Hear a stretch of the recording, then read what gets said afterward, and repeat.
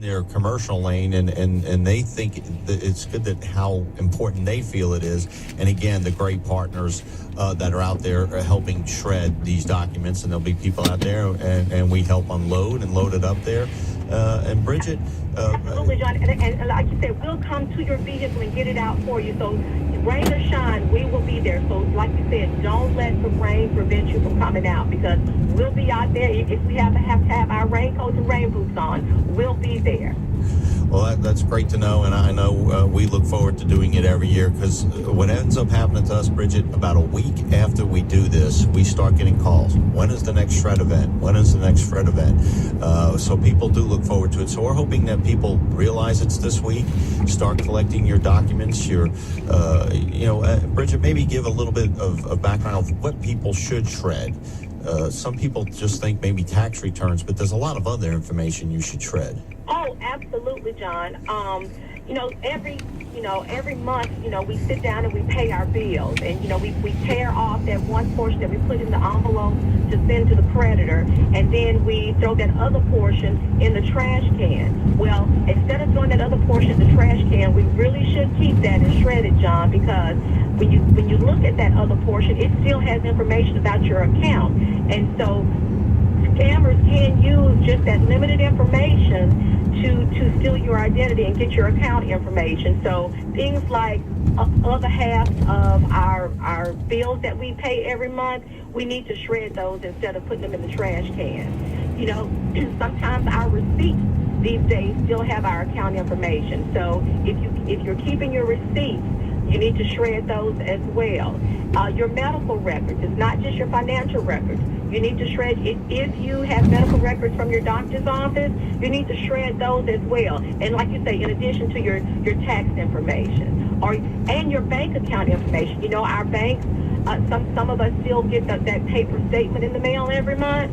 We need to shred those bank statements as well. So just like you say, collect all of that information and bring it on out to us this weekend. Hey, that's true. Sometimes people still get canceled checks. I no longer do that, because that has your, people just take your routing information, and even though the check has been canceled, that's all they need. Absolutely. Absolutely. And Bridget, I don't know if you have the stats from last year of how much was shredded. I know every year it seems to be more and more, but that's just something that, in the locations that we have, we usually end up with a little bit of a backup. But, I think at one location last year, we actually shut down early because the trucks were full. Right, and that's the thing we try to encourage people to, we have to remind them that even though we're there for a set amount of time, it's really until that time or the truck steals, whichever comes first. And last year, you're right, at some of our locations, we had such a good turnout that the truck filled up before the time period was over for us to end. And I do have the information on how successful this event has been in the past. Actually, since our partnership in 2007, we have helped over 9,987 Mississippi consumers shred over 511,000 pounds of paper containing their personal information. In fact, this last year in 2016, we had approximately 1,072 consumers come out to our event, which resulted in us shredding over 51,000 pounds of paper. So, like you say, John, we love it when we have everyone turn out, but we need to remind our consumers, once that truck gets full, then we have to close the event. So please come early and bring those documents. Okay. And Bridget, what are the hours again for the shred event? I know they're different on Saturday Friday in Jackson, and Saturday in Hattiesburg and D'Iberville. But if you could just give us the hours of shred. Sure. Friday, March 10th, we will be in Jackson and Hattiesburg. In Jackson, we'll be at the Home Depot I-55 North location, and we will be there from 7:30 a.m. to 2 o'clock p.m. And again, John, these times are until the truck fills, whichever comes first. Then on Hattiesburg, on that same day, we'll be at the Walmart at 6072 U.S. Highway 98, and at that location, we'll be there from 8 a.m. to 12 noon. Then on Saturday, March 11th, we'll be in D'Iberville at the Walmart at 3615, and please forgive me if I pronounce it correctly. Is it San Janai Boulevard? And we'll be there from 8 a.m. until 12 noon. Okay. And Bridget, we have just a few minutes left.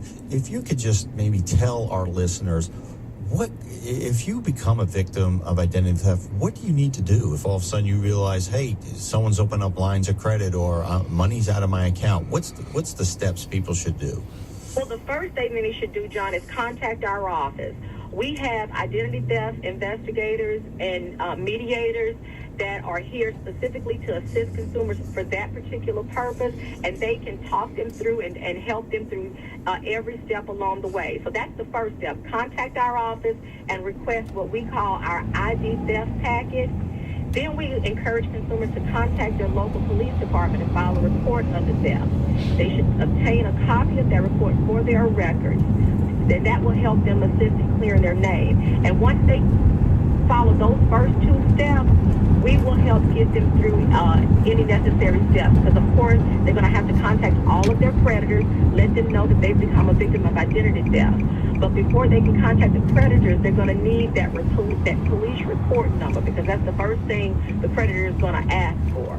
So if they would do those first two things, contact our office and then contact the police department, those are the most crucial steps in getting yourself through that unfortunate process.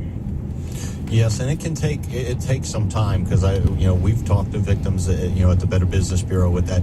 It takes some time, and if you ever talk to someone about that, you'll realize how important it is to protect that information, because it could affect job status. If you go to apply for a job and you have bad credit, you may not get that job. It could affect you getting a mortgage or a car. So it's real important for people to take advantage